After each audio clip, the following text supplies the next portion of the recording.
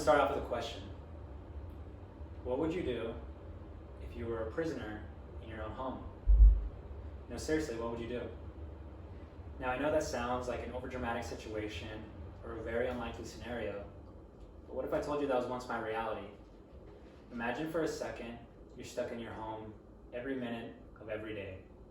You had to exercise at home. You had to work at home. That was if you were lucky enough to have a job. You weren't able to go to a store, to a restaurant, or to even see your loved ones. What would you do with yourself? 20 years ago, that was once my reality. At the start of 2020, I was pursuing a degree in business management while working as a sales manager at a lifestyle clothing brand, where I got to travel the country and go to a bunch of different business conferences and networking events. Here I am with my team. Back in January 2020, we were at a trade show in Las Vegas. Within 60 days of this photo being taken, the entire world would have changed. In March of 2020, the novel virus COVID-19 started infecting American citizens at an extremely fast rate. Slowly, governments closed down entire states, which led to the highest spike in unemployment in US history since World War II, according to the Pew Research Center. The nation was shut down and travel was banned. Large companies from Hertz to JCPenney and many more were forced to file for bankruptcy, according to Bloomberg. Within the first few months of the pandemic, we were already at 4.3 million cases and about 150,000 deaths in the US alone. With hospitals at full capacity, it prevented terminally ill patients from getting their required treatments, which led to the rise in cancer-related deaths.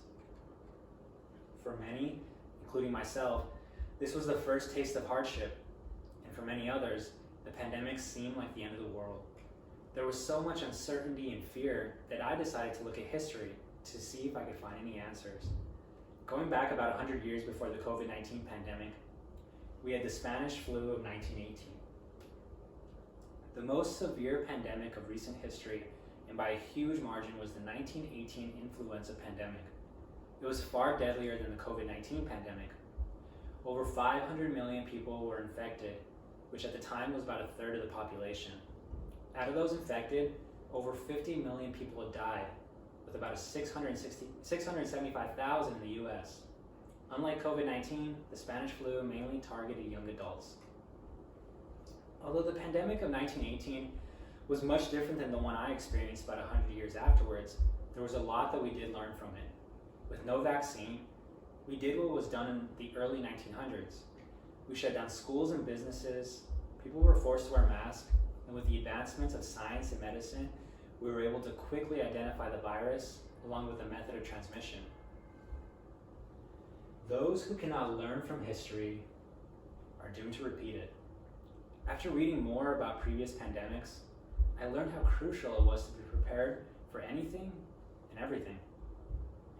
The pandemic seemed like a truly scary and uncertain time. It was a constant burden on many people's minds and caused much stress. If only they had looked to history, they would have known that things like this happen, and they would have also known how important it is to be prepared. Rather than be frightful and full of anxiety during the pandemic of 2020, I use it as a way to improve my life.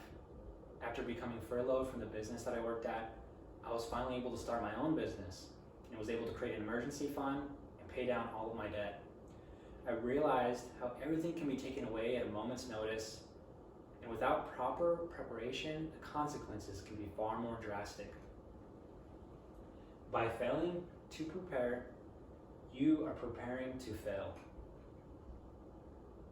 You never know what tomorrow holds. Things are constantly changing, and life itself is never constant. Whether it's a flat tire on your way to work or a global pandemic, life will continue to test you. So I want you to ask yourself, what can you learn from the pandemic of 2020? And more importantly, how can you be better prepared for the next disaster?